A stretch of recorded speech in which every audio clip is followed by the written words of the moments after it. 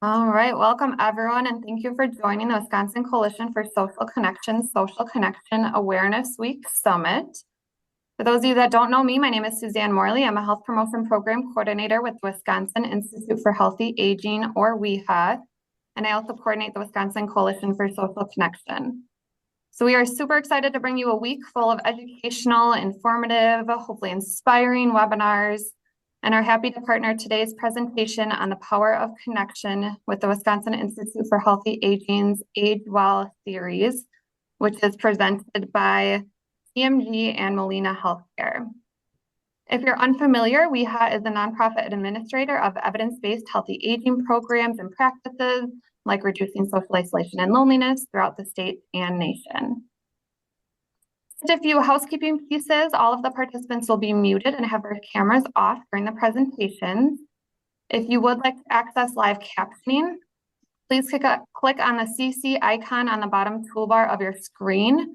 You might have to click on the three dots next to more to click on captions. This webinar is being recorded and an email will be sent out to all of the registered participants after the presentation. Again, please remain muted and then we'll hold questions until the designated Q&A portion of the webinar. I'm going to pass it over now right to Dan Crone from TMG for a quick message from WIHA's Age Well series sponsor. Thanks for being here, Dan. Hi, good afternoon. Thank you for having me. I'm just noticing that my name on my screen says Rebecca Wetter, so I apologize for that. Becky also works with me at TMG, and she shared the link because I was having issues with my link. But my name is Dan Crone, and like Susan said, I work for the TMG organization. If you're not familiar with who we are, TMG is an agency in Wisconsin, Wisconsin-based agency that partners with individuals enrolled in Wisconsin's IRIS program. IRIS is one of Wisconsin's long-term care options. It's considered the self-directed long-term care option. And we at TMG, we partner with thousands of older adults and individuals with disabilities statewide who want to direct their own lives and remain living in their homes. We have an organization of over 800 team members that around the state that support individuals enrolled in the IRIS program in all 72 counties across the state. People enrolled with TMG and their families choose supports and services that are most important to them, and our team helps support them in achieving their long-term care goals and living the life they choose.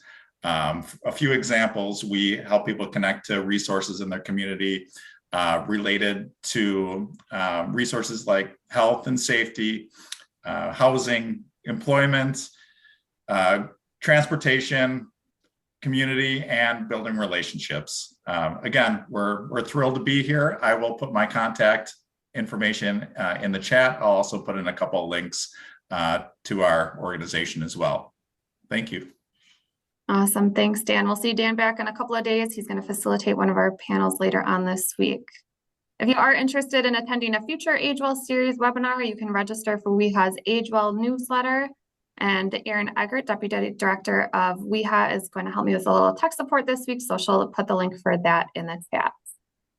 I also wanted to thank the planning team from the Wisconsin Coalition for Social Connection that helped make this virtual summit possible. So on the planning team, we had Amber Miller from AARP Wisconsin, Tim Wellens from the Wisconsin Department of Health Services, the Bureau of Aging and Disability Resources, Becky Wetter from TMG Wisconsin, Anna Morehouse from the Opportunity Development Centers, Caitlin McNamara from the Wisconsin Board for People with Developmental Disabilities, Christine Burke from the Medical College of Wisconsin, and Jeannie Edlin, who volunteered her time. So thank you all for helping to coordinate and bring everyone together. And you'll hear from other members of the Wisconsin Coalition for Social Connection throughout today's webinar and this week. Before we get into it today, I wanted to encourage everyone to introduce yourself in the chat with your name, your organization, if you're attending as part of an organization, and your favorite way to stay connected. So again, you can do that in the chat. I'll give everyone a few moments here to do that. And I'll share one of my favorite ways to stay connected. For those of you that don't know me, I am a mom, so I have a little boy who's almost 3. So my favorite way to stay connected is getting together with other mom friends or other families that we're friends with and getting kids together and hanging out with some friends that way. I'm going to give it just a moment as I see some of those popping through the chat. Yeah, Anna enjoying outdoor recreation, biking, running, and hiking groups. That sounds awesome. Erin being active with friends. Jenna socializing over food. Food is always a great way to connect with people. Amy, oh, they're coming in fast now. Becky staying connected with friends and family. Never turning down an invite. Meeting at the bus stop when the kids get home. I love that. Volunteering and serving coffee at my church. Experiencing new things with friends and family. Favorite way to connect is face-to-face. Visiting my parents several times a week to help out. Awesome, they're coming in fast now. So continue to drop your name and your introduction in the chat, and we are going to move on to the agenda. So first we'll have Angie Sullivan from the Greater Wisconsin Agency on Aging Resources, or GWAR, talk about addressing the epidemic of social isolation and loneliness. We have a great panel discussion that our panelists are going to talk about different populations and staying connected. We'll have some time for Q&A, like I said, towards the end. I'll introduce the Surgeon General's 5 for 5 Connection Challenge, and then we will wrap up. I'm going to start with Erin launching a quick poll before we move on. So that is launched now. You should see that on your screen. So the poll question is, I know the health impacts of social isolation and loneliness. See lots of results coming in now. So give a few seconds to do that.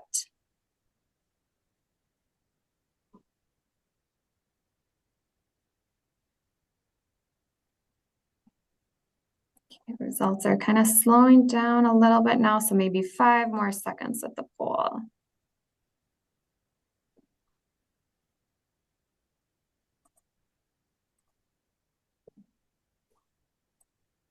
Okay, should be able to see that on your screen. So it looks like, yes, the majority of us are aware of the health impacts of social isolation and loneliness. Some of us somewhat, and some of us no. So awesome. Well, we are going to really get into it here, talking about the social isolation and loneliness health impact. We're going to start by a quick video from the Surgeon General. Loneliness is far more than just a bad feeling. Being socially disconnected, which can range from feeling alone to being isolated, is bad both for individual and societal health. Research shows that loneliness and isolation are associated with a greater risk of heart disease, dementia, stroke, depression, anxiety, and premature death.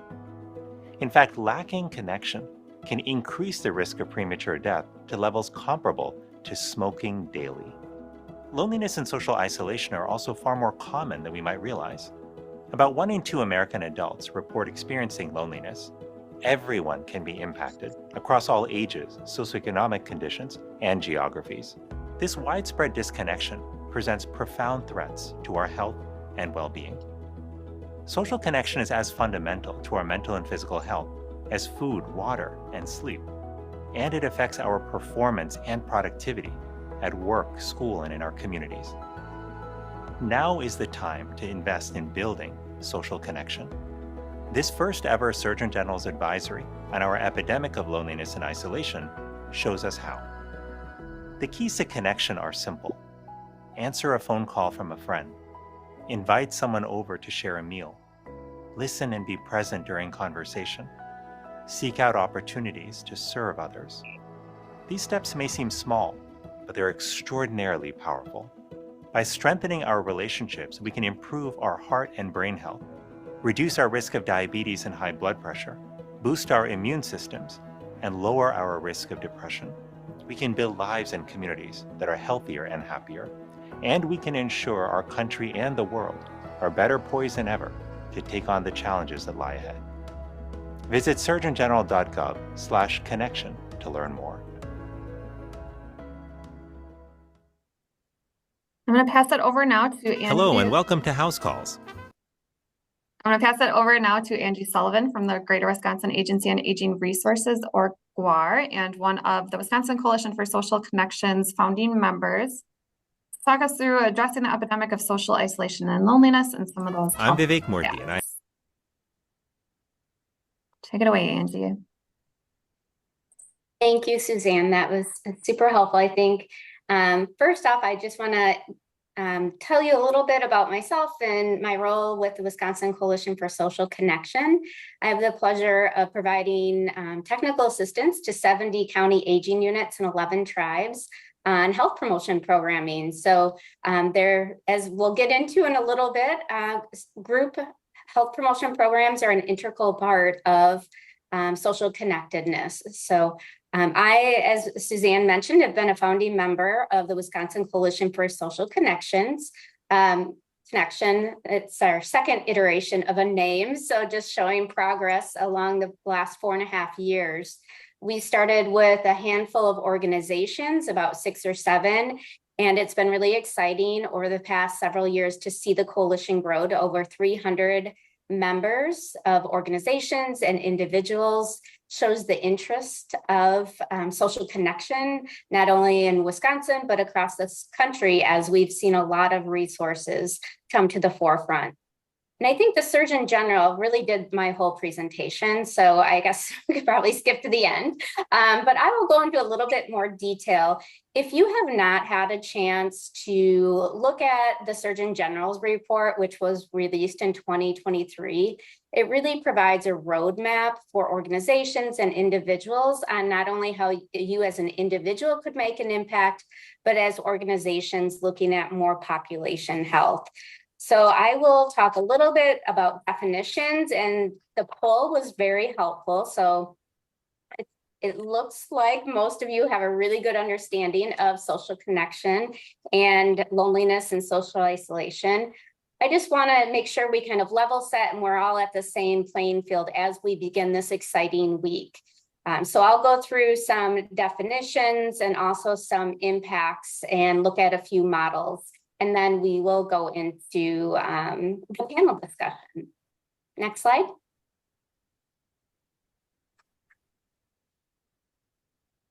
Some wonderful pictures. So let's jump right into the definitions. And when our coalition first started out, we really focused on social isolation and loneliness. And as we evolved, our language has changed to be more positive in terms of social connection and belonging. So those just 4 definitions that I'll take a look at. Social isolation is an objective measure. So how many people are around you? Do you have a lot of social groups that you go to, or are you, how many people do you see in one day? And being isolated doesn't necessarily mean that you're lonely. I often give the example of my dad. He doesn't require a lot of individuals around him. As long as he has my dog and my mom, he's happy. So not having a lot of social connection in and of itself does not make a person lonely. Loneliness is a subjective measure. So feeling kind of that gap between the number of social connections you have and how you feel. So are you feeling isolated? Do you have that distressing feeling? And it can be felt regardless of social contact as well. So for example, if somebody has a disability and they have somebody coming in providing home health care, you may have a lot of paid and unpaid caregivers. You have a lot of people around you during the day, but it might not be that connection, that quality connection that you're looking for. So you could also be surrounded by people and still feel lonely as well. Next slide. Social connectedness refers to the degree to which people have and perceive a desired number. So it's that balance between you have a number of people around you that makes you comfortable, and you have that feeling of being cared for, a sense of belonging, valued, and supported. And belonging is that authentic, where you can be your authentic self. So everyone think in your mind, you could even put in the chat, where do you feel your most authentic self? I did a few presentations in the last couple of weeks, and I heard around family, around faith groups, choirs, exercise groups, family gatherings. So feel free to put those spaces where you feel your authentic self. So those definitions will come in really handy as we proceed through Awareness Week. Next slide, please.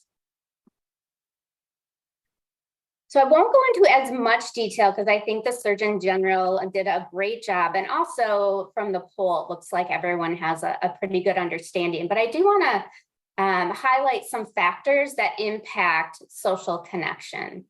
So in the individual, your physical health, if you have chronic conditions, that can decrease your sense of connection. Mental health challenges, tech use could also be good and bad. With health promotion programs, we really saw that programs jumping forward probably about 10 years, because now we saw caregivers being able to participate in virtual programming where they couldn't participate before because of leaving their loved one. I've also seen the reverse happen. I had a 16-year-old over COVID, and all of his friends were online, which is great. You're doing that connection with folks. But after COVID, when they could go in person, they preferred just to stay online and talk to each other. So they're lacking that in-person social connection, which I think is so important. Also based on relationships, so structure, function, and quality of relationships that you have, household size, finding that folks that have intergenerational households have more people around and more in social interaction. Also based in society. So what are our norms and values? Public policies and civic engagement can also shape how somebody's socially connected. And then also looking at your community. What is your outdoor space? And I know in Wisconsin, we're heading into winter. So looking at where are maybe some indoor places that I can walk in the winter or get that connection that I did when I was able to be outside. Housing, assisted living, nursing homes. I have a 98-year-old neighbor, and she, until recently, lived alone, had a lot of family coming in, and she unfortunately fell and went into assisted living. And I asked the family how she was doing, and they said she's thriving because they have all kinds of activities that she's participating in, and she didn't realize how much she missed that social connection. Also, community organizations, senior centers. I had the pleasure of last week presenting at the Waunakee Community Center, which was an amazing facility where they had indoor walking and all kinds of programs. And I know everyone's not as fortunate, but what's something in your community that you could find that you're interested in? And, you know, one of the things too, as we get into more of our rural aging units, is transportation. So in some counties, our aging units or ADRCs provide transportation to health promotion programs, to congregate meal sites. So ask questions and see what your aging unit or ADRC could do to help. Next slide. And we see lots of different trends in social connection. So social isolation over from 2003 to 2020 had an increase of almost 24 hours per month, and would be really interested to see the data as we get it collected, in their process of doing that now, to see the impact of COVID-19 and our stay-at-home orders and how that has, I would predict, an upward trend. It's not getting better, we only see it increasing. Household, family, social engagement. So that's when we were looking at the last slide, factors that impact health. So more families, we're seeing a decrease per month of having dinner together, going on family outings.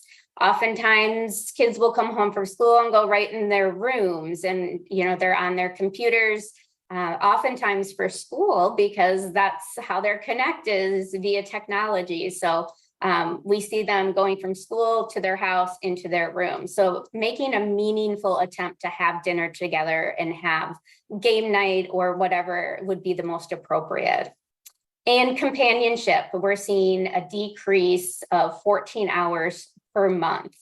So that's referring to shared leisure activities and where you're finding that intrinsic enjoyment. So not great trends that we're seeing in connection. So hopefully there's some things that we can do from the previous slide that we can help to impact in changing those trends and reversing those. Next slide. So continuing on with the trends, social engagement with friends, we're seeing a decrease of 20 hours per month. Non-household family social engagement, again, this is only up to COVID. So as you can imagine, these trends, we would anticipate them continuing in a downward trend. Non-household family social engagements, it was a decrease of 6.5 hours a month. And now we're looking at the social engagement with others. We're seeing a decrease of 10 hours per month. Next slide. In recent years, levels of social engagement have been trending worse. Obviously, we could see from the previous slides, especially for people or adults with disabilities. And taking a closer look, the left side is the percentage of adults with disabilities, so 18 to 64. And it's looking at frequency of social and emotional support by year. So starting in 2015, we have seen a decrease with the frequency of social and emotional support. And then on the other side, the blue lines looks at the percentage of adults age 75 and older by frequency of social and emotional support as well. And we're seeing also a slight increase, and then rarely or never, we are seeing an increase in that as well. Continuing on, now we're looking at older adults, and I think people could get a sense, older adults is one of the risk factors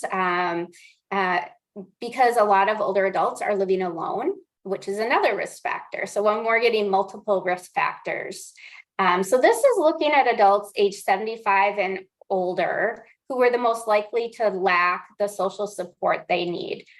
So you can see as we're younger, we're developing those.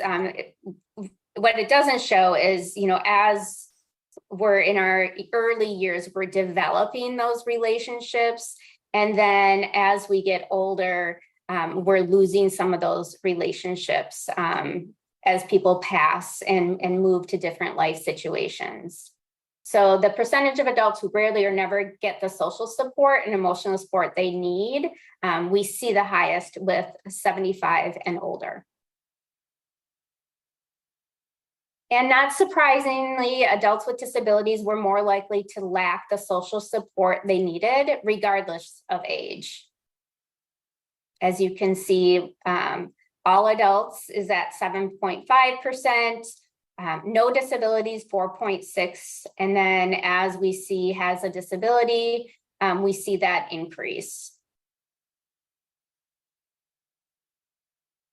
One more slide. Among adults aged 18 to 64 with disabilities, those who were Black, had low income, or had an ACE score, and that's adverse childhood event score of 4 or more. And what that adverse childhood event would be abuse, neglect, family situation, so some socioeconomic factors in there as well. And we can get you more information on that as well.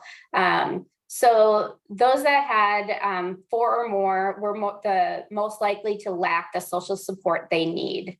And again, it breaks it down to adults with disabilities, white and Black. So we can see that increase among the Black, and then LGBTQ and cis. And then it goes into those social economics. So income being below 35,000, we can see that increase in rarely or never getting the social emotional support. Not married also increases. And then you can see that ACE score of 4 or more significantly increases those who rarely or never get the emotional support they need. Next slide. And among adults age 65 and older, those who were LGBTQ, people of color, or had an ACE score of 4 or more were the most likely to lack support they needed as well. So again, looking at older adult population, the highest was LGBTQ, and then again, we are looking at people of color, and then the ACE score of 4 or more. Next slide. So the health impacts, the Surgeon General did a great job, and I really encourage you to go out and check that out, because he will outline that pretty detailed for you. But some of the risk factors that I think are striking, and where this is not just, oh, somebody's sad and we should do something, it has significant health impacts. So people who lack social connection experience a 29% increased risk of heart disease, 32% risk of stroke, and this is shocking to me, a 50% increase in the risk of dementia. So this isn't something that was nice, like I said, to do. This is something that has some, significant impact. Also, not surprisingly, an increased risk for depression, anxiety, being more susceptible to infectious disease. And one thing several of you probably heard, that lacking social connection increases the risk of early death as much as 15 cigarettes a day. Again, shocking. So thanks, Suzanne, for pulling up this slide. So lacking the social connection, I mentioned the 15 cigarettes, but also drinking 6 alcoholic drinks a day, being physically inactive, obesity, and air pollution. You can see the red line is lacking social connection. That's a huge risk factor for disease. Next slide. Looking at how social connection influences health, we have, the component of social connection. So thinking back to our definition, how many people do we have around us? And then looking at the green square are our health outcomes, such as heart disease, stroke, diabetes, leading to premature death. So there's a few processes within our body that are contributing to these health impacts. One is biology. So as you lack social connection and you're having that distressing feeling of being lonely, your stress hormones increase, your inflammation increases as well. Psychology, also the meaning, and as we lack social connection, we struggle with meaning and purpose. Our stress increases, our resilience and hopefulness also. And then lastly, as we lack social connection, we're less likely to participate in physical activity, eat healthy, get enough sleep, are smoking, and different treatments as well. Next slide. So how to help? So I kind of painted a gloom and doom picture. It's really not. There's a lot of things that we can do. Volunteering. Last week, I was presenting to volunteer home delivered meal drivers to over, and I think there was over 100 in the Dane County area. So becoming involved in your community and volunteering. Social activities, clubs, book clubs, and again, a lot of virtual programming as well. So if somebody is disabled and not able to get out as easily, or they have trouble access to these activities and transportation, it's fine to put in some technology as well. Keeping a gratitude journal might seem really simple, but there's research that shows it has a big impact. Just using your brain in a different way. Go to the grocery store and start on the opposite side. That's going to work your brain differently. So learning different activities. I recently learned how to knit. That definitely challenges your brain. Also provided where some other friends wanted to learn as well. So we get together monthly, and again, I can only make washcloths, but I'm hoping this year I will graduate to something more. And then entertainment resources, a lot of adult coloring books available, online museums, accessible and inclusive public spaces, community events, just putting yourself out there. Or if you're going to a community event and you have a neighbor or family member that you know lives alone, extending an invitation for them to come with, or delivering a meal to a neighbor. And then, oops, sorry, you can go to the next slide. I think you all get the idea of different ways to help. And this translates nicely into this model of the loneliness impact pyramid. So at the top of the pyramid, we have one-on-one. That would be befriending somebody new, mentoring, therapy, volunteering, if it's a home delivered meal or something like that. There's also ways to volunteer as a group. We have Thanksgiving coming up. So can you go to your local Salvation Army and participate with a larger group? And then looking at, as our pyramid goes towards the base, group. So specific support groups, health education groups, and even as I was talking through some virtual health promotion programs, if you have in person, that's always best to grab a friend to come with you. Or if you're in a position where you could start, if you're an aging unit, ADRC, a YMCA, can you start different programs, group programs towards those who are more at risk? So those who are older and live alone.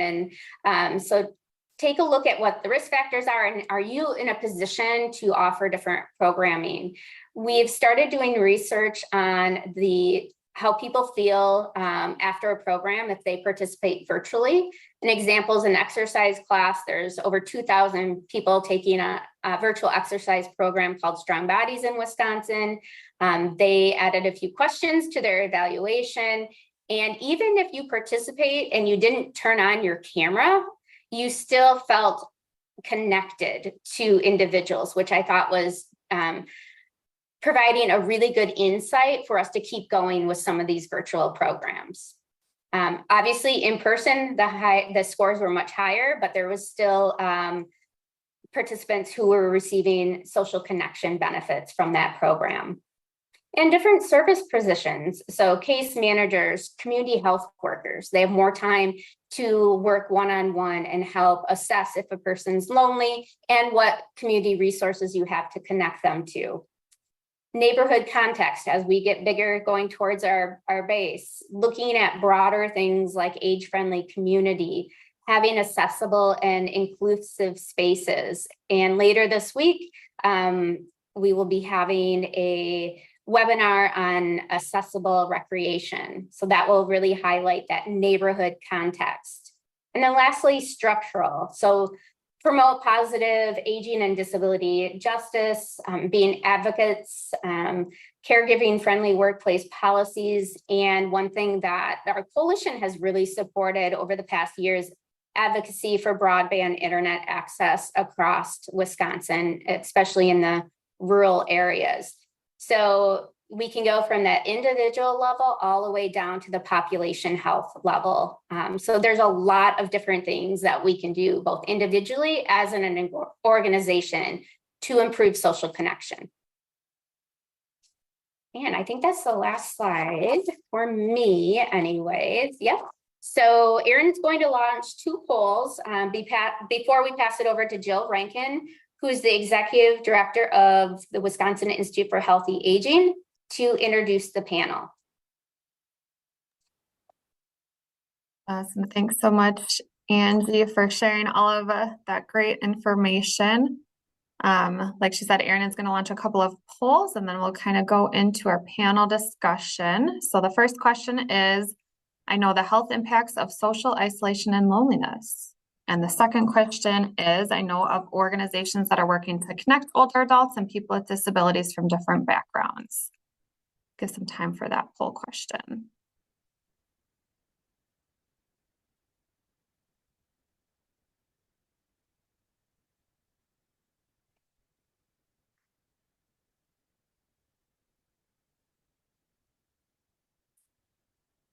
Maybe about 5 more seconds here. It looks like the results are slowing down a little bit.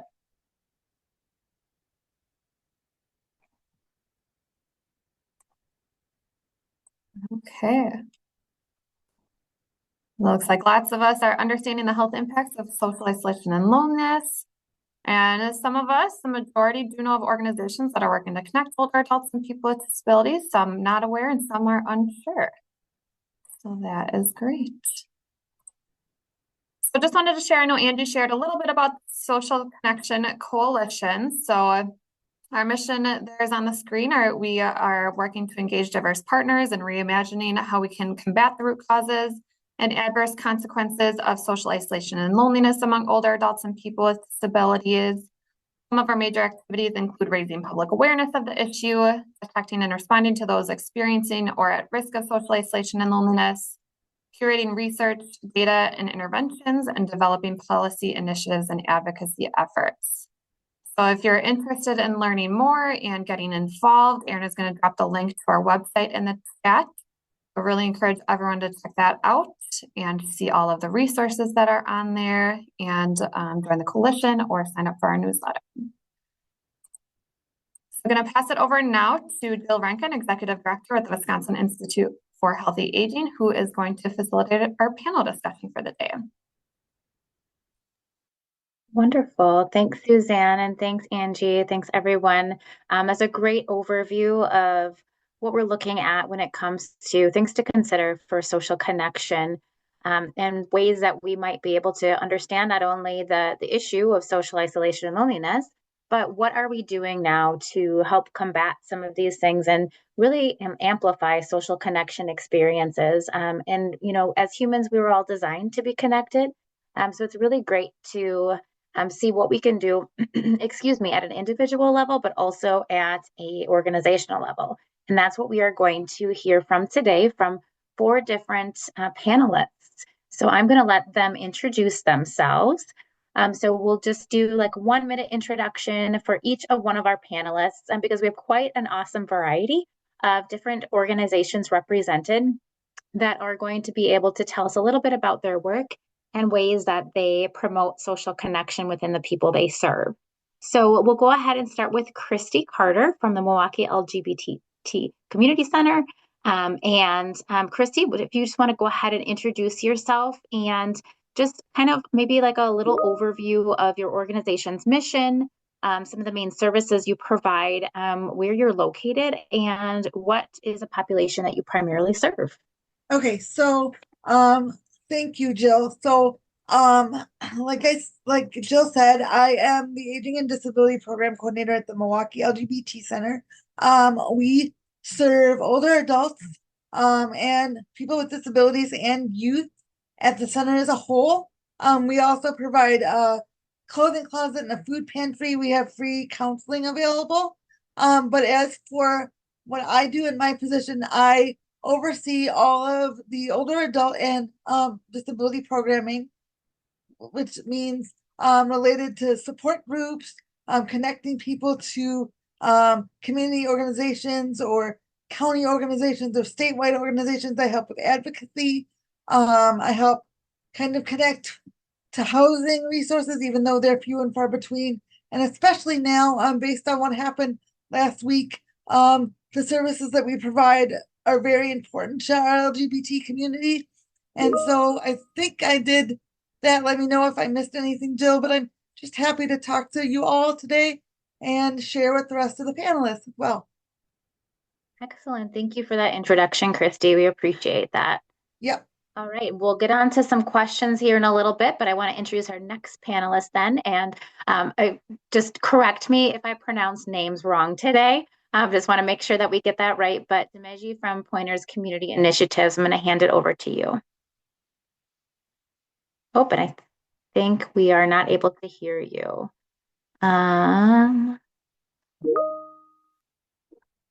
It doesn't look like you're muted, though. So let's see.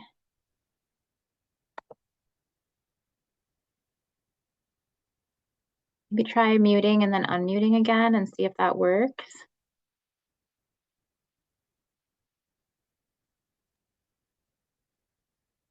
No, we cannot. Wonder, Erin, if you could just connect with him and just see if we can help out while we introduce the next panelist, and then we'll pop back to you. How about that? I will do that. Thank you. Okay, then we have Kali from Prism Health and Wellness, and join us, Hmong Cafe. So tell us a little bit about you and your organization and the population that you serve. Okay. I'm hoping the audio is okay. So I had some technical difficulties this morning with a earlier Zoom, so hopefully everyone can hear me. But my name is Kali, and I'm a licensed professional counselor. I'm located in Sheboygan, and I really started this initiative with the Trans Mountain Cafe with some fellow colleagues because we felt that there was really a need for more socialization for this subgroup in our community. And as a clinician, as well as an advocate for my community, there was just not a lot. And after COVID was lifted, we recognized that we needed to do more as a community. And so I serve as a volunteer and provide some mental health support for the individuals that frequent our meal site. We are Thursdays from 11 to 1 o'clock. And so we've gotten some really interesting data as well as a lot of participants, not just the Hmong community, but the community at large. And so I'm excited to share a little bit about our initiative and what's kind of been going on here in our neck of the wood with everyone. Wonderful. Thank you so much for that introduction. All right, and then we have Shay from R&R House. Tell us a little bit about your organization and where you're located and the people that you serve. Hello, my name is Shay Rising. I am the supervisor of the R&R House for Veterans. We're one of the first in the nation peer-ran respites for veterans, as well as I supervise the Uplift statewide warm line. The R&R House mission is basically to be able to provide peer support to people with lived experience as veterans, to other veteran individuals. And that inclusivity includes LGBTQ veterans, disabled veterans, and the beautiful part about our program is regardless of your discharge status or benefit status or anything of that nature, as long as you took the oath, any individual can come and receive services, which is very impactful because typically all of those factors usually can become barriers for veterans receiving services and care.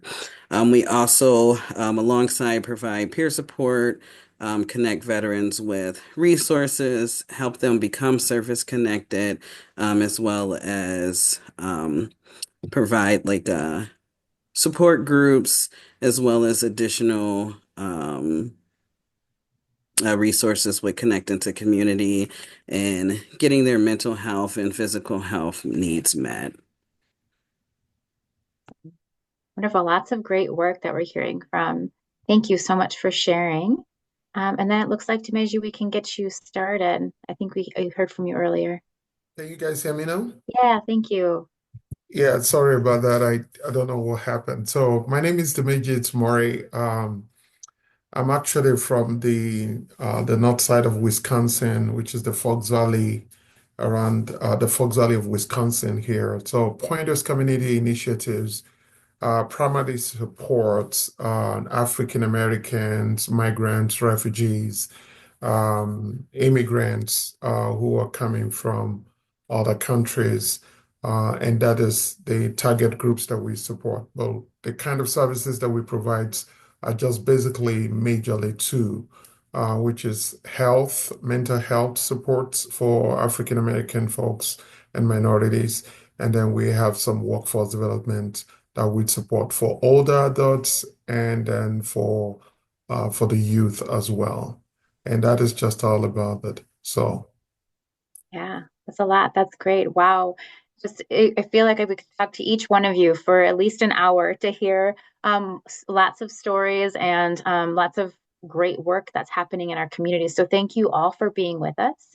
I think I want to start us off with a round of each one of us answering the following question, and that is, How does the organization you represent promote social connection for the population you serve? So if there's anything like intentional that you all are doing to promote social connection within that population, we would love to hear about it. So I think we'll go ahead and we'll just keep going around like we did it with introduction. So we'll start with Christy. Okay, thank you. So before COVID, just like everyone else, we were doing a lot of in-person groups, in-person social activities, in-person counseling. And then within the week, actually, and my colleagues did this too, but within the week, I kind of transitioned to all virtual, which was a feat in itself because a lot of older adults, especially, kind of were afraid or didn't know how to use the technology. So I had to go and make sure that was okay. But fast forward till today, we have a lot of hybrid options. So people can still come in person to support groups. They can still come in person to meals and to counseling. But there's also that option where people can join virtually. And specifically for the disability support group, a lot of people have asked me, oh, well, why wouldn't you make that hybrid too? And when I started that group right before COVID, because 40% of people that identify as LGBT also identify as having some sort of disability, that's a big percentage.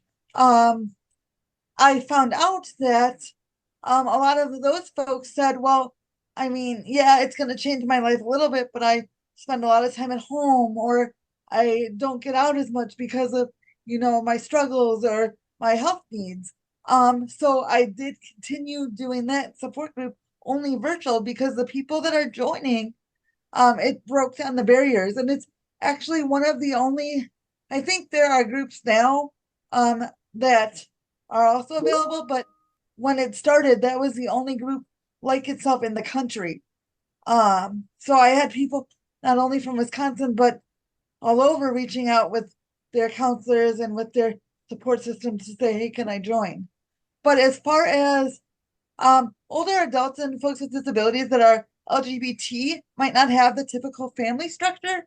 And so it's important to have different social connection opportunities because they might not have family members that check on them. It might be older adults checking on older adults. And when those older adults get sick or when situations change, that's not available or is readily available. That's really important insight. Yeah. And I think we'll probably ask you some more detail on that here in a little bit too. That's because that's, I think, important for all of us to know that insight as to the dynamics of the population you're serving. Thank you. You're welcome. Yeah. All right. Demeji, can you tell us a little more about how you guys are intentionally promoting social connection with the people you serve? Yeah, thank you so much for your time as well on this. One of the things that we noticed that people are mostly sometimes they can be laid back because they don't have the enough information of what is going on in the community. We noticed that, and then because of that, we look at where do our people actually reside. Most of them go to churches. So because of that, we started creating hubs in the church. So right now we have about 3 hubs in 3 different churches where we have to uh, dance together, talk together, socialize together after the church services. Then a lot of them talk about the challenges that is facing them. And that has really, really, really helped a lot of some of our women, older men who have some challenges. We do some other prayers together as well during this isolation. We call it isolation hubs, and where people can connection hubs, where people can mingle and socialize together, and that has really, really helped. And then we use that particular hubs to provide ADRC information to them so that they can know what other benefits are meant for the seniors, basically. So something like meals, a lot of them go for.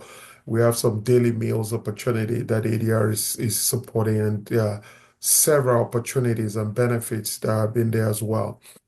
And then because of that, we have care supports Another one is that we did is hers group. We call it women's group, where we have about 20 women's elderly women who come to talk about some of the challenges, and then we use that groups to share the social isolation um, connection opportunities for them, basically. So they share their challenges, and the caregivers come in there as well to share some of their challenges and how it has been so challenges for them to support their loved ones, their fathers, their mothers, and the challenges. And then we provide some major supports that we can provide as organizations, reach out to some partners who can support them.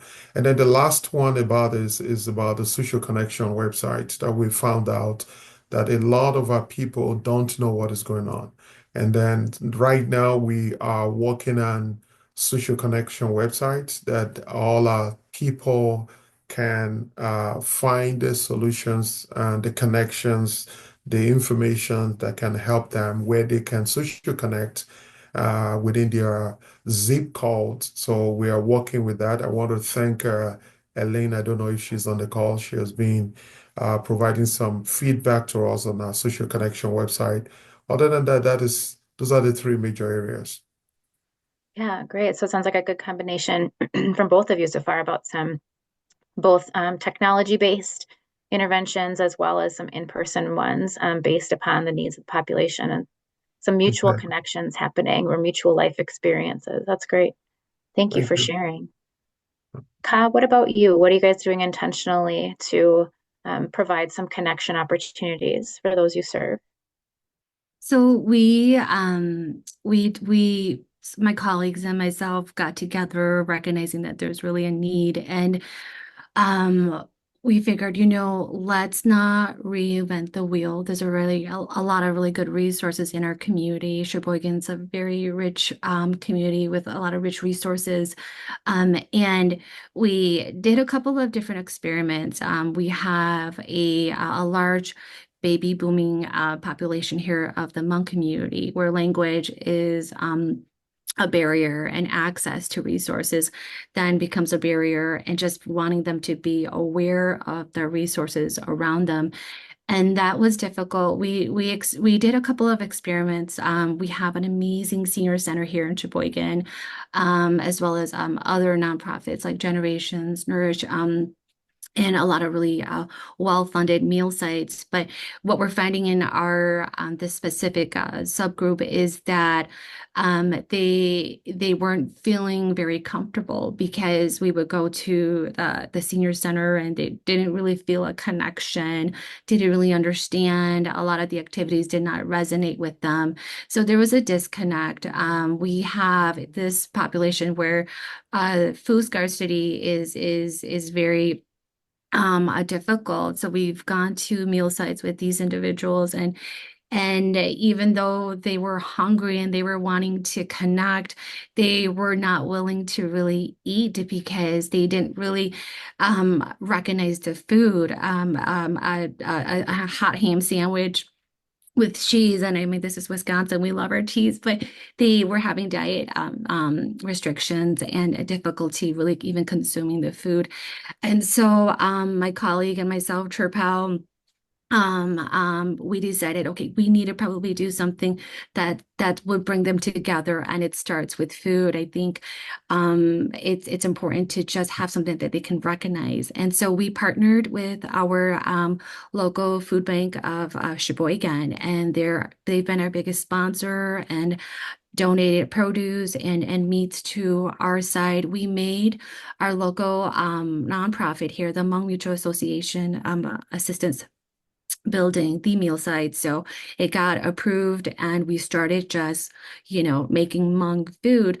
One of the really big strategic approach to name the cafe Join Us Hmong Cafe is that a lot of these individuals weren't really able to read and write in English, but if they saw the word Hmong, they'll be like, maybe that's something for me. So that really resonated with them. And as the saying goes from the famous Field of Dreams, if you build it, they will come.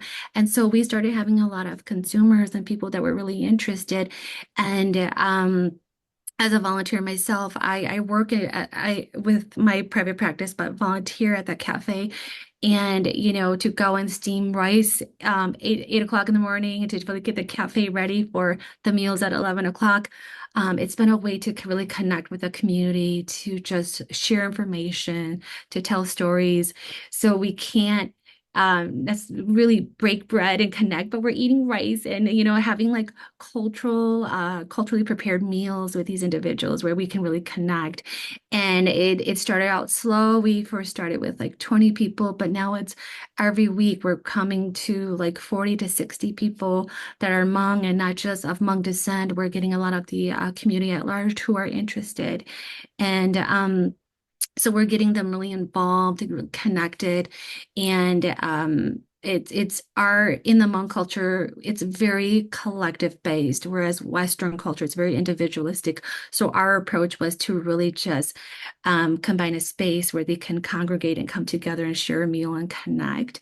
And so it's really been about the food. And I know that there's a couple of questions next about some of the resources and ways that we've really kind of built programming into our site for them to connect. So I can discuss that some more later on. But yeah, it's really been about food and the people are coming, and it's been a very successful turnout, and we have great community partners.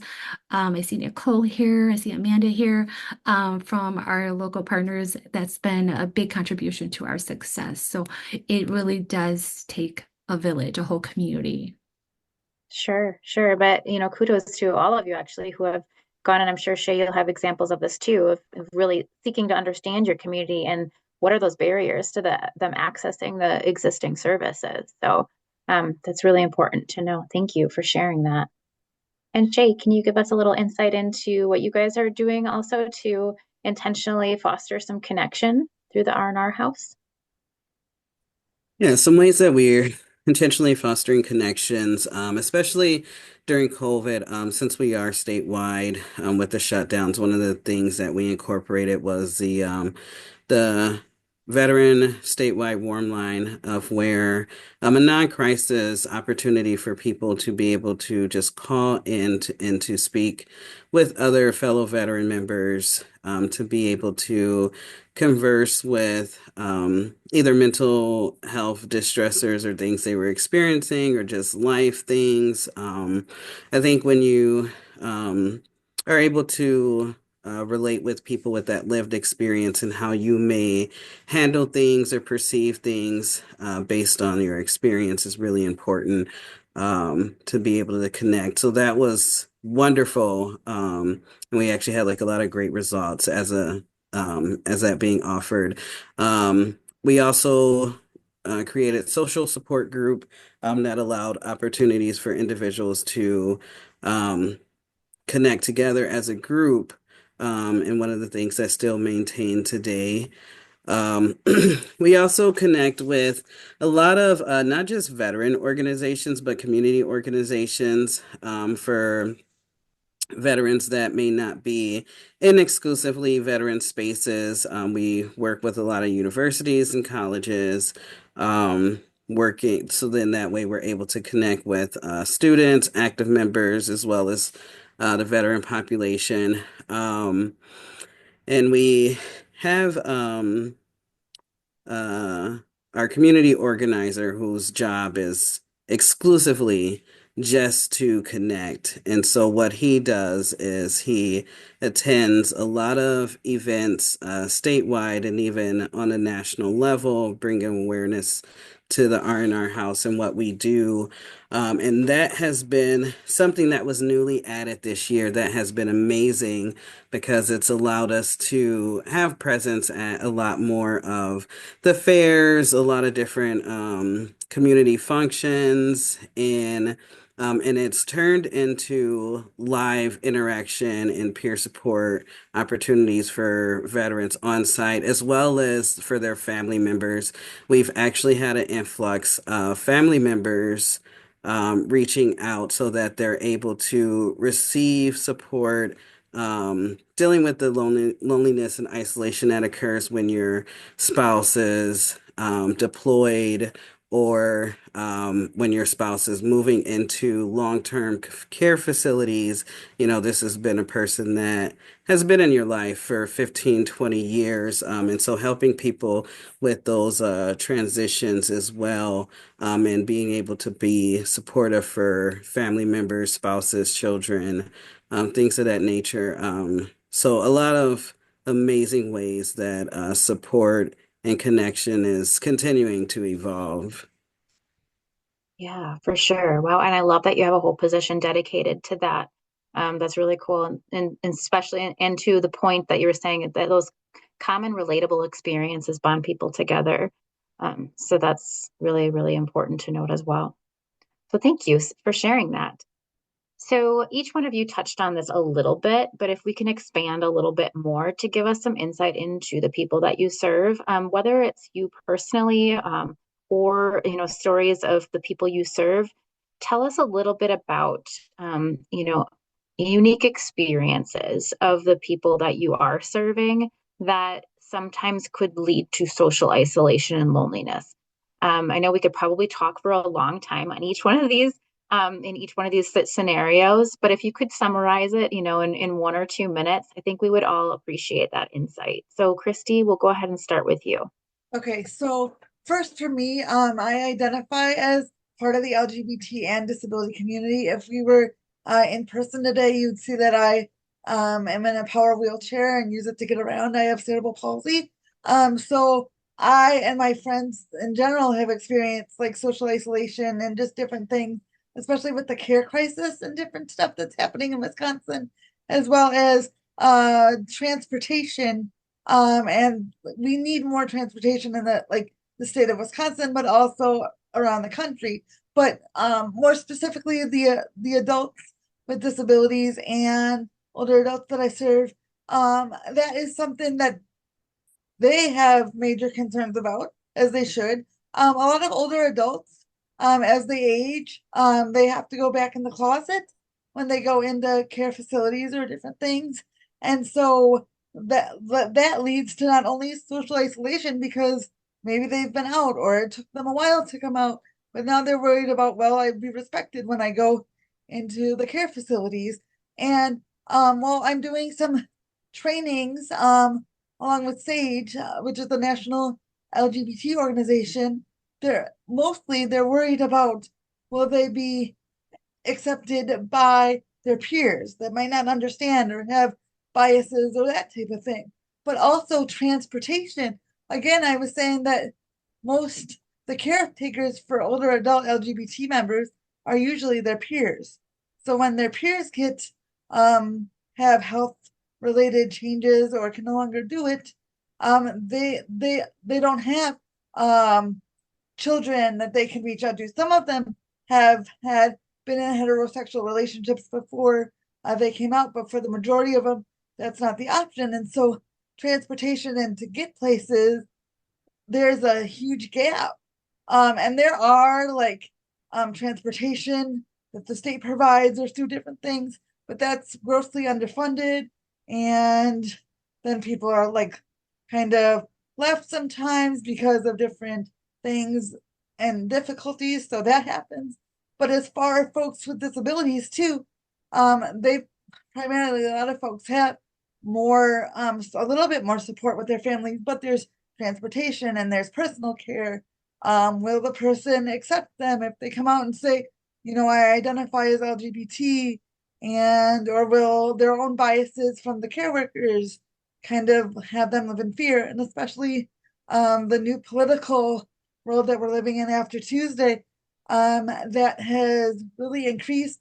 And if I'm being honest, when I went into work on Wednesday after the election, it was like fear was overtaking everybody, and it was kind of like walking into a mourning like a funeral. So we have a lot of work to do, and there's a lot of things that the LGBT community has to overcome and figure out, and have providers that are willing to work with us to help in this situation. Well, important insight. Thank you so much for that, Christy. We appreciate that, and thank you for sharing your story as well. You're And it welcome. looks like we have Michelle too in the chat. Also mentioned she's a 39-year-old disabled mother, and there are zero resources for transportation, due in large part to rural areas and age. So that's also important. Thank you, Michelle, for sharing, excuse me, your story as well. Demeji, can you give us some insight into some of the folks that you serve?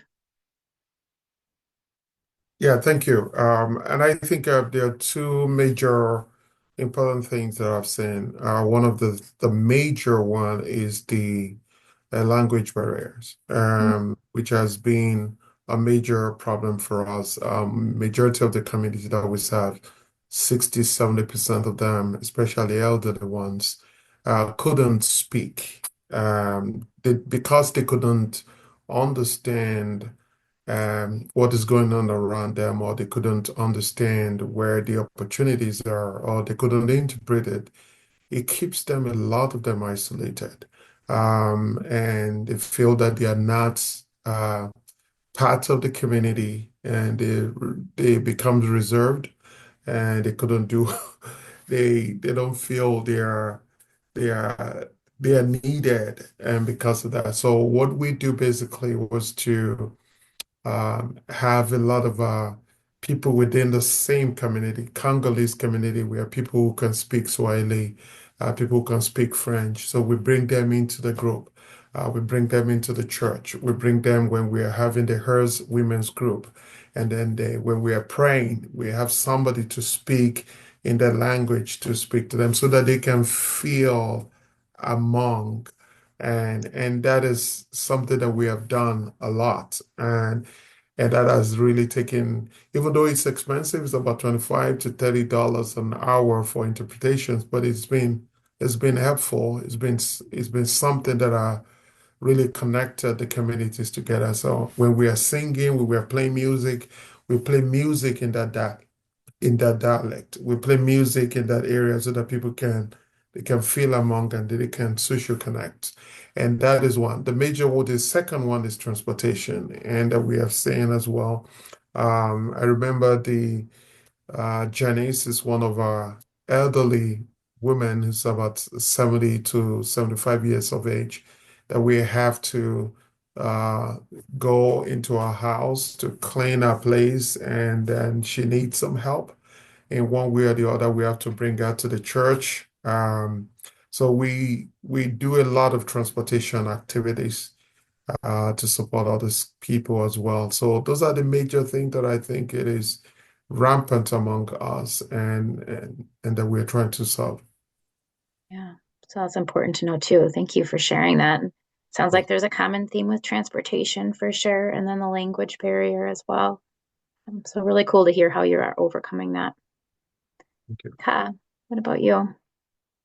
So similar to what this panel is sharing is just access, and a little bit of a unique thing about our population here is I think maybe 15 years ago it was all about like immigration.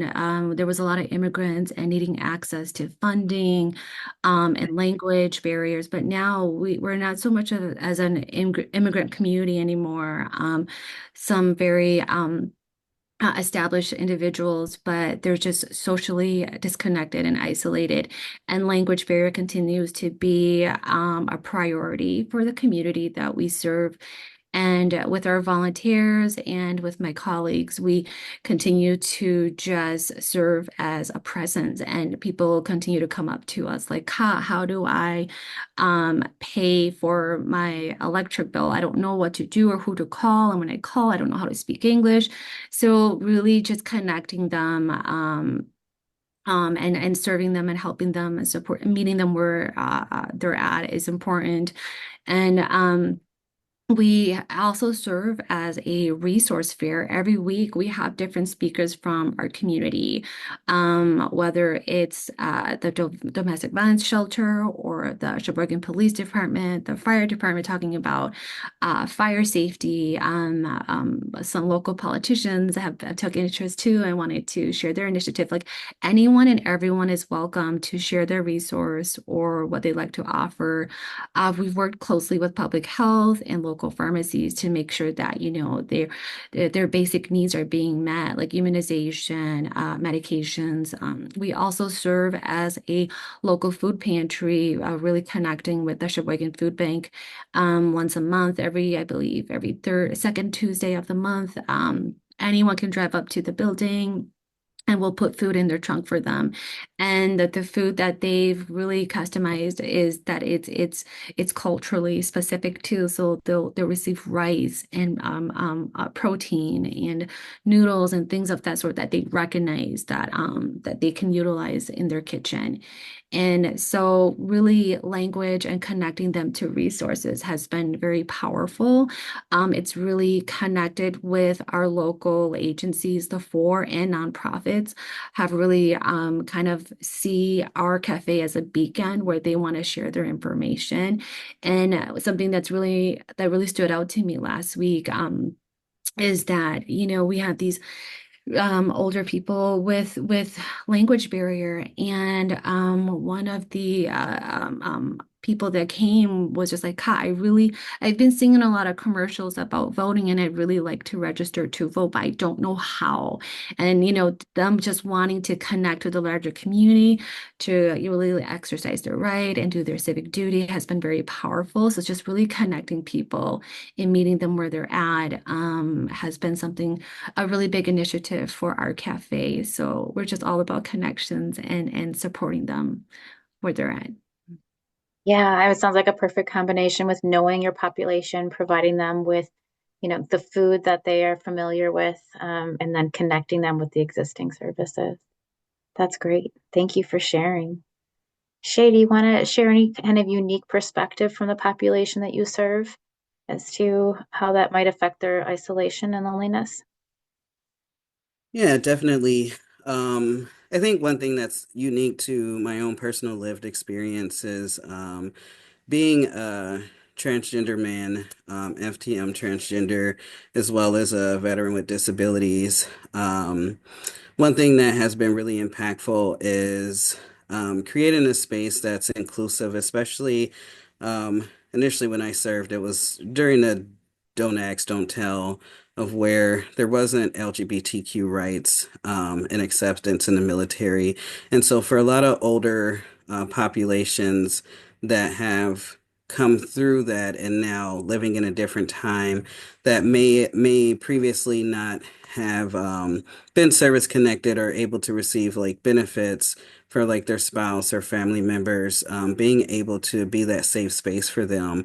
And it's been really beautiful, like watching people having that safe space and that freedom to come into their selves and to allow those two identities to coexist, where previously they weren't able to have both identities represented at the same time of being an LGBTQ plus person and a veteran safely in those veteran spaces. And so that in itself has been beautiful, as well as we've made it so that our facility is ADA accessible, and the staff does do training regarding a variety of disabilities just to increase their awareness of not just the physical disabilities and limitation, but also to some of those invisible disabilities of where you can't really look and see the person's disability, but to have that sensitivity and that awareness. And so it has opened our space up to a lot more veterans that would not have received veteran services or care previously in a way that made them feel very included and welcomed, and having people that can relate to that aspect of their service in a way that they weren't able to share and relate to before. And so it's been definitely a homecoming for those that are older in age, as well as um, in the LGBTQ population, and also those with disabilities or all of those things that may intersect or cross. It's been a homecoming for them to be able to find a space of where not only I can receive support, but I can receive support as exactly who I am. Yeah, wonderful. It just the complexities of each person and all that they come with. It's great to hear that you guys are doing some training and awareness on those with the people that you're serving. So thank you very much for sharing that. Looks like we have a comment too in the chat. And other than paying an interpreter, what strategies are groups using to communicate with non-English speaking people like the Hmong community? If anybody has an answer to that question, I will let you go ahead and type that in the chat. We are at time for our panel, but like I said, I wish we could talk to each one of you for an hour at least or more. We so appreciate your perspective, your personal and professional perspective. So thank you for being with us today. It's wonderful to hear that there are these great things that are happening in our communities here in Wisconsin. So you give us all hope for us, how we can best serve each other, how we can best promote connection, and do it in a way that makes sense to individuals because we're all different.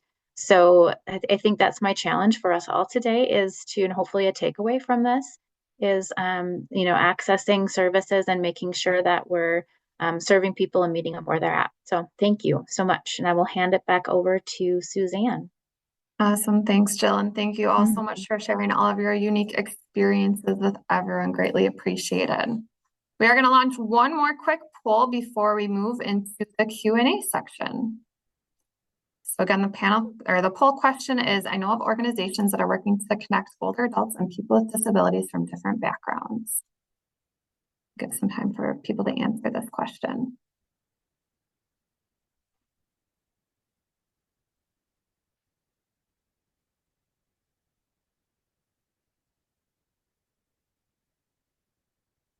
Looks like it's slowing down now, so a few more seconds here. Okay, and sharing those results. So a majority yes, some somewhat, and a few no. So again, thank you all so much for sharing your experiences and the information through Angie's presentation on the health impacts of social isolation and loneliness. We do have some time for questions now. So I encourage you to turn your camera on at this time, but please continue to remain muted unless you are talking. You can put your questions in the chat or turn off your camera and raise your physical hand. And while the questions are coming in, Erin will be putting the evaluation link in the chat. So we appreciate your completion of the evaluation for today's webinar. So I know there was a couple of questions that I saw come in. Let me see if I lost one. I saw the question about what regions of SHE and R&R serve. They did answer that in the chat that the R&R House serves the entire state of Wisconsin, but their physical location is in Pewaukee. And then another question that came in via email, and a few of the panelists have mentioned COVID. So there was a question that was emailed to us about, I still have a fear of COVID, even though I'm fully vaccinated. This hinders my social activities as I feel awkward wearing a mask in groups and have a fear of not wearing a mask in public. And the person was asking for suggestions. So open that up to the panelists to offer any suggestions or Angie to offer any suggestions as well. Again, if you have other questions, feel free to throw those in the chat. I'll just reiterate the, if you have that fear and don't want to wear a mask, that there are so many virtual options of programming and socialization and different games and things like that. So we can certainly provide some resources on some virtual programming. And Suzanne, you could provide my email and I can pull together some and send those out. Yeah, great. Thanks, Angie. Looks like Ka answered the question in the chat about other than paying an interpreter, what strategies are groups using to communicate with non-English speaking people like the Hmong community? And it looks like there's a bilingual specialist from the Sheboygan Health and Human Services Public Health that provides support, as well as a local nonprofit, the Hmong Mutual Association Assistance has staff that provides ongoing support as well. So I'm seeing another question in the chat. What is everyone doing to get clients out to socialization events? We host many events, but seem to struggle to get clients out. So again, opening that up to the panelists to share. How are you recruiting participants? I'll speak a little bit on behalf of our cafe. We do bingo, and we have very competitive players, and we have some really good prizes that are donated. And so through word of mouth, they're like, "Ooh, you can get a MP3 player, or you can get X, Y, and Z." And so really everything's through word of mouth in our community. And we really reserved the last 30 minutes of our cafe operation hours to play bingo. So that's how we really recruit a lot of the people. In our community, if it's tangible and they can feel it and touch it and use it, it is of worthwhile. Sometimes talk therapy or services that's just verbal, it's kind of like, well, how is that going to benefit me? So in being more culturally sensitive, we have bingo, and we have really good prizes, and we have really competitive players. And then we draw out a lot of our community members to just come and play bingo, and then they get the services, they get food, and they just start coming and they start telling their friends. So I don't know if that answers that question, but we have a Facebook page. Some of the members are pretty active and some aren't, but we really rely on word of mouth for our community. Yeah, very important to get the word out in the community. Thanks for sharing, Cobb. We can maybe take one more question if anyone wants to jump in before we start wrapping up. And again, that evaluation link is in the chat, so definitely grab that before you jump off. Just wait here, see if anyone else throws any questions in.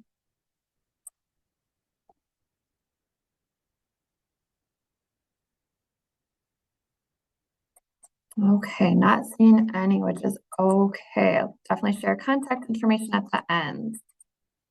Wanted to wrap up with giving you all a little bit of homework. So because this week is Social Connection Awareness Week in Wisconsin, really want to encourage you to participate in the U.S. Surgeon General's 5 for 5 Connection Challenge. So we know that social connection is as essential to our long-term survival as food, water, shelter, but we also know that our epidemic of loneliness is more widespread than any other major health issues in the United States. So social connection is a really powerful way, like we've heard, to improve our physical health and our mental health. So the U.S. Surgeon General put together this 5 for 5 Connection Challenge as a way to build and strengthen your own relationships, and then also inspire others to incorporate connection in their daily lives. So these are simple but powerful types of actions that can foster better social connection, which, like we've heard today, is associated with improved heart and brain health, protection against depression and anxiety, and even lowered risk of premature death. So the 5 for 5 Connection Challenge, there are 3 steps. The first step is to commit to connect. So pick 5 actions and 5 days in a row. So this Social Connection Awareness Week is a perfect week to do that, to connect with people in your life. Step 2 is to connect each day for 5 days. So each day, take one simple step of your choice to either express gratitude, offer support, or ask for help. And I'll share a few examples of those in a second. The third step is to reflect and share. So take a moment, reflect on how connecting made you feel. Let your loved ones know about your experience, kind of let them know what you're doing and invite them to join in. So a few examples of what you can do for this: expressing gratitude, calling or texting, or sending someone a note, telling them that you're grateful that they're in your life, complimenting someone who deserves recognition, thanking someone for a specific time that they helped you. You can also offer support, so checking in with someone, letting them know that you're there, offering to help them with daily tasks, or volunteering with a local organization that's important to you.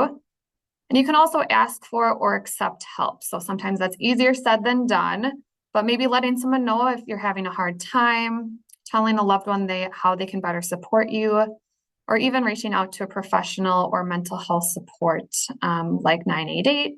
Shay had also mentioned the Veterans Warm Line. There's a number of other warm lines and other resources out there as well. So Erin is going to drop another link in the chat, which you can see here. There's a 5 for 5 Connection Challenge postcard. So you can do this in a number of different ways. You can take this from the link and you can download this and fill it in virtually or print it off and fill it in.